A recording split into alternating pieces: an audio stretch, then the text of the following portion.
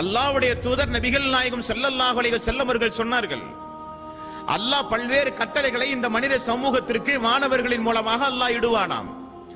அதை சைத்தான்கள் எல்லாம் அந்த வானலோகத்தில் இருந்து ஒட்டு கேட்குமாம். ஒரு சில நேரங்களில் அதை எறிவதற்குத்தான் அல்லாஹ் இந்த வானலோகத்தில் அல்லாஹ் நட்சத்திரங்களை ஏற்படுத்தி வைத்திருக்கிறான்.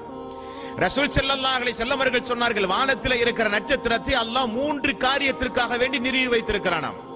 ஒன்று, வானத்தை அலங்கரிப்பதற்காக. 2, நீண்ட நெடிய பயணங்கள் மேற்கொள்கிற மக்களுக்கு நாள்காட்டியாக. 3வது, சைத்தான்கள் அல்லாஹ் இடுகிற கட்டளைகளை ஒட்டு கேட்கும் பொழுது அதை கொண்டு அல்லாஹ் எரிந்து தூரமாக்குவதற்காக.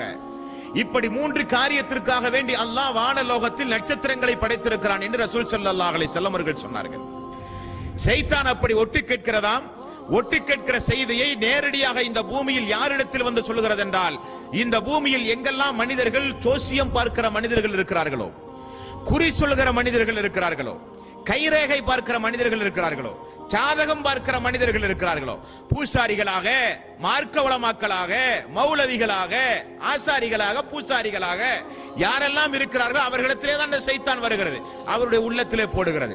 ஆகவேதான் 1000ல் 1 உண்மை நடக்கிறது என்றார்கள் நபிகள் நாயகம் ஸல்லல்லாஹு அலைஹி வஸல்லம். Islamic reminder.